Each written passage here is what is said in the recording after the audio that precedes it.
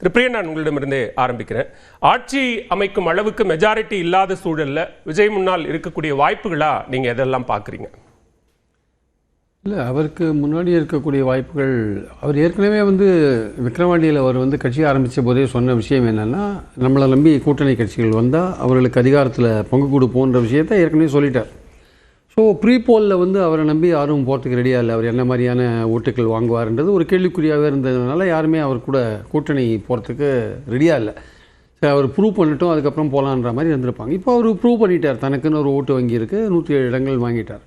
So ஆட்சி அமைக்கிறதுக்கான வாய்ப்புகள் வரும்போது இப்போ இருக்கிற கட்சிகள் எல்லாமே பெரும்பாலும் திமுக அதிமுக பிரின்சிபலாக அந்த தாவேக்காவை எதிர்த்து போட்டி போட்டதுனால அவங்க போகிறதுக்கு, அவங்கள்லேருந்து யாரும் போகிறதுக்கான ஆதரவு தெரிவிக்கிறதுக்கான வாய்ப்பு கிடையாது. பாஜகவும் போக மாட்டாங்க, பாஜகவும் போகிறதுக்கு வாய்ப்பு கிடையாது. கொள்கை ரீதியான பாஜகவோட ஆதரவை அவர் கோர மாட்டார்ன்றது என்னுடைய கருத்து. ரெண்டாவது, ஒரே ஒரு உறுப்பினர் தான் அவங்க வச்சுருக்காங்க. ஸோ இந்த சூழலில் திமுக கூட்டணி கட்சிகள் அல்லது அதிமுக கூட்டணி கட்சிகள் இதிலிருந்து போகிறதுக்கான வாய்ப்புகள் நிறையா இருக்குது. அப்போ திமுக கூட்டணி கட்சிகளை எக்ஸ்ப்ளோர் பண்ணோன்னா அதில் முதல்ல நிற்கிறது காங்கிரஸ் தான். ஆமாம், அவங்க தேர்தலுக்கு முன்னாடியே தாவேக்காவை க்ளோரிஃபை பண்ணாங்க, தாவேக்காவை ரொம்ப அதோட புகழெல்லாம் பாடியிருந்தாங்க. அதனால் அவங்க அது பிரவீன் சக்கரவர்த்தி ஆகட்டும், இல்லை மாணிக் தாக்கூர் ஆகட்டும், ஈவன் ராகுல் காந்தியே பேசினார், விஜய்கிட்டலாம் சொன்னாங்க, இருக்கலாம் பேசி. இடங்களாகவும் 5 இடங்கள் அப்படிங்கிற அடிப்படையில் அவங்க தான் கூட்டணி கட்சியில் 5 இடங்கள் வச்சு அது 5 இடங்கள் வச்சுருக்காங்க. ஆனால் அடிப்படையான விஷயம் என்னென்னா நேற்று ராகுல் போட்ட ஒரு ட்வீட் தான் முக்கியமான ட்வீட்டு. அதில் ஒரு விஜயை பாராட்டுறது, இளைஞர்கள் ஓட்டு உங்களுக்கு கிடச்சிருக்கு எல்லாம், அதெல்லாம் சொல்கிறதுல ஒன்றும் பிரச்சனை இல்லை. அதுக்கு அடுத்த பேரால் 3வது பேரால் என்ன பண்ணுறாரு, காங்கிரஸ்காரர்கள் தொண்டர்கள்லாம் உடைச்சாங்க, அவங்களுக்கெல்லாம் நன்றி. விஜய்க்கு நன்றி சொல்ல வேண்டிய ட்வீட்டில் காங்கிரஸ்காரங்க உடைச்சாங்கன்னா அப்போ காங்கிரஸ்காரங்க யாருக்கு உடைச்சாங்க? அந்த கேள்வி வருது இல்லை. நீங்கள் காங்கிரஸ்காரங்க உழைச்சாங்கன்னா தமிழ்நாட்டில் மதச்சார்பற்ற கூட்டணி, திமுக தலைமையில் இருக்கிற மதச்சார்பற்ற கூட்டணிக்காக, அதுக்கு வெற்றிக்காக உழைத்த காங்கிரஸ் தொண்டர்களுக்கு நன்றின்னு தனியான நீங்கள் போடணும் ட்விட்டர். அது அப்படி அண்டர்ஸ்டுட் தானே? அது அண்டர்ஸ்டுட் கிடையாது. அது விஜயோட போடும்போது உங்கள் காங்கிரஸ்காரங்க உள்ளடி வேலை பார்த்துருக்காங்கன்னு அர்த்தம். அதுக்கு அவங்க உள்ளடி வேலை பார்த்துருக்காங்க சார். காங்கிரஸ் ஓட்டெல்லாம் மாறல திமுகவுக்கு. திமுக ஓட்டும் காங்கிரஸுக்கு போச்சா தெரியாது. இந்த தோல்விக்கெல்லாம் அதெல்லாம் ஒரு காரணம். காங்கிரஸ் உள்ளடி பார்த்துருக்காங்க. காங்கிரஸோட இது காங்கிரஸ் கூட்டணியில் இருந்தால் மைனாரிட்டி ஓட்டுகள் ஒழுங்காக ட்ரான்ஸ்ஃபர் ஆகிருக்கும். மைனாரிட்டி ஓட்டுகள் ஒழுங்காக ட்ரான்ஸ்ஃபர் ஆகலை. அதனால் காங்கிரஸ் ஏற்கனவே உள்ளடி வேலை பார்த்ததோட அதோட இண்டிகேஷன் தான் ராகுல் காந்தியோட ட்வீட் இது போட்டது. தமிழ்நாட்டினுடைய தேர்தல் பரப்புரையின் போது தமிழ்நாட்டை முற்றும் முதலுமா அவர் புறக்கணிக்கல சார். பரப்புரைக்கு வந்தாரு, திமுக கூட்டணி தான் வெல்லும்னாரு, 200 தொகுதிகளில் வெற்றி பெறும்னாரு, மீண்டும் ஸ்டாலின் தான் முதலமைச்சர் ஆவார் அப்படின்லாம் பேசினார்ல.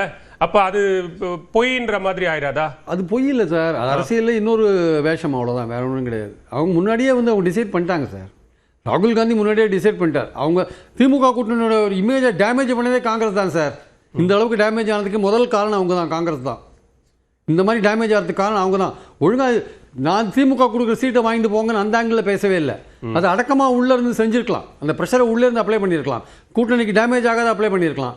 எல்லாம் அவருக்கு எடுத்தார். அடுத்து திருமாவளவன் அவர் பங்குக்கு கொஞ்சம் பண்ணார், பல விஷயங்கள் பண்ணாங்க வச்சுக்கோங்க. இதனால கூட்டணியோட ஓட்டு திமுகவுக்கும், திமுகவோட ஓட்டு கூட்டணிக்கு டிரான்ஸ்ஃபர் ஆகல. எல்லாமே விஜய்க்கு பக்கம் போயிட்டு தான் உண்மை. அதை விஜய் வாங்கிட்டார். இல்லை சார், இப்போ கார்த்திக் சிதம்பரம் எம்பி போன்றவர்கள் சொல்றாங்கல்ல, இது ஒன்றும் நெருக்கடியில் உருவாக்கப்பட்ட கூட்டணியா அப்படி நீங்க சொல்ற மாதிரி இடங்கள் அடிப்படையில் நெருக்கடியை உருவாக்கி அந்த நெருக்கடியின் அடிப்படையில் கூட்டணியில் ஒன்றும் தொடரல. தேசிய தலைமை எம்பிக்களை எல்லாம் கூப்பிட்டு, நிர்வாகிகளை கூப்பிட்டு கருத்து கேட்டு அதன் அடிப்படையில் முடிவு செய்துதான் நாங்கள் தொடர்ந்தோம். அது ஒன்றும் கட்டாயம்லாம் இல்லை அப்படின்றது தெளிவுபடுத்துறாங்க. அவங்க கூட்டணியில் இருக்கிறது, அதிகமான இடம் கேட்கறது, கண்டினியூ பண்றது, அதை பத்தி ஒரு பிரச்சனையும் இல்லை சார். பிரச்சனை என்ன தெரியுமா? நீங்க வெளியில பேசினீங்கல்ல, அதான் பிரச்சனை. பிரவீன் சக்கரவர்த்தி, மாணிக் தாக்கூர்லாம் வெளியில பேசினாங்கல்ல, அதுதான் பிரச்சனை. அது பேசின ஒரு இண்டிகேஷன் என்ன? யாரோட ஆதரவோட பேசுனீங்க? அவங்கள தடுத்து நிறுத்த யாராவது முயற்சி பண்ணாங்களா? 5000 ரூபாய் கொடுத்தா போருமா, ஓட்டு போட்டுருவாங்களா எல்லாரும் கேட்டார்ல பிரவீன் சக்கரவர்த்தி? அதுக்கு என்ன அர்த்தம்? அதுக்கு எப்படி கேட்டார் அவரு?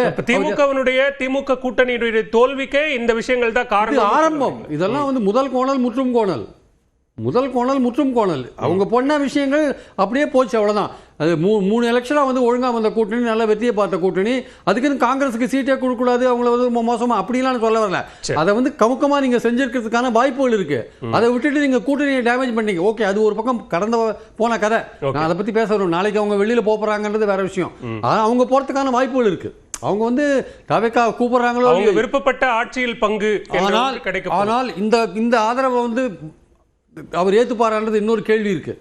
விஜய் நீங்க உள்ள வரதை ஏத்துப்பாரா, வெளியில இருந்து ஆதரவு கொடுங்கன்னு சொல்லுவாரான்னு இருக்கேன்னா, நீங்கள் காங்கிரஸை உள்ள தூக்கினீங்கன்னா பாஜக எதிர்ப்பு சம்பாதிப்பீங்க.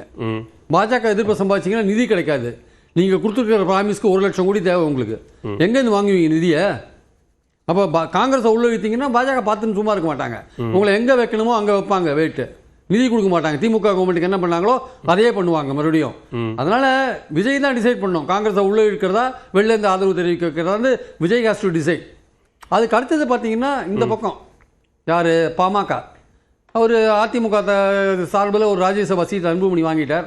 இப்போ சௌமியா வின் பண்ணியிருக்காங்க. சௌமியாவுக்கு 4 பேர் கொண்டு அங்கே போய் சேர்த்தா சௌமியாவுக்கு மந்திரி பதவி கிடைக்கிறதுக்கான வாய்ப்புகள் இருக்கு. அப்படி பார்த்தா காங்கிரஸ் தானே சார் ஒரு ராஜ்யசபா வாங்கியிருக்கு. காங்கிரஸும் ராஜ்யசபா வாங்கியிருக்காது. அந்த எலெக்ஷனோட முடிஞ்சு போச்சு. அது எலெக்ஷனோட இது, இந்த எலெக்ஷனோட இது அதோட முடிஞ்சு போச்சு. இனிமேல் அடுத்த எலெக்ஷனை பார்த்துட்டு போக வேண்டியதுதான். இந்த எலெக்ஷனோட கோட்டா முடிஞ்சு போச்சு. அப்போ அது அடுத்த எலெக்ஷன் தேர்தல் முடிஞ்ச உடனே எல்லாம் முடிஞ்சு போச்சு. எடப்பாடி தானே சார் சொன்னாரு. தேர்தலுக்கு அப்புறம் நாங்கள் யாரும் நீங்க யாரும் தான் எடப்பாடி சொன்னாரு. அதுதான் விஷயம். அந்த ஸ்டேட்மெண்ட் இப்ப எல்லா கூட்டணிகளுக்கும் பாமக அதிமுகவோட கூட்டணியில் இருந்ததுனால தான் அதிமுக சீட்டு மத்திய வட மாவட்டங்கள் தருமபுரி, கிருஷ்ணகிரி, சேலத்திலலாம். இல்லாட்டி அதிமுக இன்னும் மோசமாக தோற்றுருக்கும். ஸோ பாமகவை சேர்த்ததுனால நிச்சயமா நல்ல பெனிஃபிட் அதிமுக கிடைச்சிருக்கு. அதில் எந்த சந்தேகமும் கிடையாது. அதனால பாமக இந்த வாட்டி அங்கே 4 இடங்கள் அங்கே போனாலும் போகிறதுக்கான வாய்ப்புகள். ஸோ இப்போ 5, 4, 9 அப்புறம் விடுதலை சிறுத்தைகள் அவரும் போகிறதுக்கான அதிகாரத்தில் பங்குறதுல அவங்களுக்கும் ஆசை இருக்கலாம், அவங்களும் போகலாம். அப்போ திமுக கூட்டணியில் இவங்களாம் போகிறாங்களே அப்படின்னு நீங்கள் கேட்டிங்கன்னா அதுதான் அரசியல். அவங்களுக்கு எங்கே வாய்ப்பு இருக்கோ அங்கே போவாங்க. போகாதையும் இருப்பாங்களான்னா போகாதையும் இருப்பாங்க. நம்ம இவ்வளோ தூரம் கீழே இறங்கி அவங்க போவாங்கன்னு சொன்ன உடனே எங்களை அவ்வளோ சீப்பானக்காதீங்க, நாங்கள்லாம் கொள்கை அடிப்படையில் ஒற்றுமையாக இருக்கோம் அப்படின்லாம் சில பேர் சொல்லுவாங்க. சிபிஎம் சிபிஐ மட்டுமே வெளியிலேருந்து ஆதரிப்பாங்க. மிஞ்சி போனால் அவங்க உள்ளே போக மாட்டாங்க. மற்ற எல்லாருமே உள்ளே போகிறதுக்கான பிரேமலதா உட்பட உள்ளே போகிறதுக்கான வாய்ப்புகள் இருக்குது. ஆனால் அதை விஜய் எவ்வளோ தூரம் இவங்களாம் ஏற்றுக்கிறாருன்றதான் முக்கியமான பாயிண்ட். இதெல்லாம் தாண்டி நம்பிக்கை கவர்னர் கூப்பிடுறாரு, ஐயா நீங்க தான் தனி மெஜாரிட்டி 107 இடத்துல இருக்கீங்க, வாங்க மந்திரி சபை அமைங்க, 1 வாரம் டைம் தரேன், நம்பிக்கை தீர்மானம் கொண்டு வாங்க, நிறைவேற்றுங்க. இவங்க ஆதரவெல்லாம் பெற்று 118 சீட்டு வாங்கி நிறைவேற்றிட்டாருன்னா அது மட்டும் விஜய்க்கு போராது.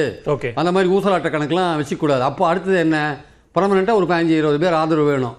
அங்கே எங்கே கை வைக்கணும், அதிமுகவில் கை வைக்கணும். செங்கோட்டையன் ஏற்கனவே ரெடியாக இருக்கார். இனிமேல் வெள்ளித்திரையில் காண்க. சரி, ஓகே. முதற்கட்ட பார்வையை எடுத்துக்கிறேன். திரு ஜென்ராம், இங்கே விஜய் முதலமைச்சர் ஆகணும், அதுக்கு தேவையான எண்ணிக்கையை திரட்டணும், எந்தெந்த கட்சிகள் ஆதரவு கொடுப்பார்கள் அப்படிங்கிற ஒரு சூழலை நீங்க பாக்குறீங்க?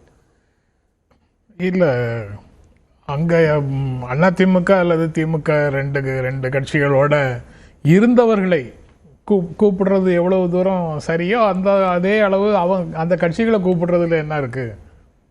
நீங்கள் தீய சக்தி அப்படின்னு சொல்லி திமுக கூட்டணியே தானே பேசுனீங்க. திமுகவுக்கு தீய சக்தின்னு சொன்னீங்க. பட்டு திமுகவோடு சேர்ந்திருந்த எல்லாரும் தானே தீய சக்தி. அவங்கக்கிட்ட நீங்கள் ஆதரவு கேட்பீங்களா என்ன? இன்னைக்கு அவங்க கூட எல்லாம் முடிவு செய்துட்டு கேளுங்க எங்ககிட்ட ஆதரவு தந்துடுறோம் அப்படின்னு சொல்லிக்கிட்டு இருக்கிறாங்க. கிட்டத்தட்ட அவங்க சொல்றதுக்கு அதுதான் பொருளாக எனக்கு தோணுது. நீங்க எப்ப கேட்டாலும் நாங்க உடனே ஆதரவு கொடுத்துருவோம், எங்க கிட்ட கேளுங்க அப்படின்னு சொல்ற மாதிரி தெரியுது. காங்கிரஸ் சொல்றீங்க? இல்ல, அதுக்கப்புறம் பிரியன் சொன்னவங்க எல்லாரும் தான், திருமாவளவன், சிபிஐ, கூட்டணியில் இருக்கக்கூடிய எல்லாமே தான். கேட்டால் பரிசீலிக்கிறோம், கேட்டால் சொல்கிறோம் அப்படின்னு இப்ப கேள்வி மட்டும்தான் பிரச்சனையாக. நீங்க கேட்டதுக்கு அப்புறம் ஆதரவு தரமாட்டோம் அப்படின்னு சொல்றதுக்கு வாய்ப்பு இருக்கா? அதனால அவங்க திமுகவை தவிர்த்து விட்டு யாரை வேண்டுமானாலும் கூப்பிடலாம் அப்படிங்கிற ஒரு மனநிலையில் அவங்க இருக்கிறாங்களா? அல்லது அவங்களாக வந்தா சேர்த்துக்கிறோம், அமைச்சரவையில் இடம் கொடுக்கிறோம், நாம யார்கிட்டையும் கேட்க வேண்டிய அவசியம் இல்லை அப்படின்னு ஒரு நிலையை அவங்க எடுக்கிறாங்களா அப்படிங்கிறது தெரியல.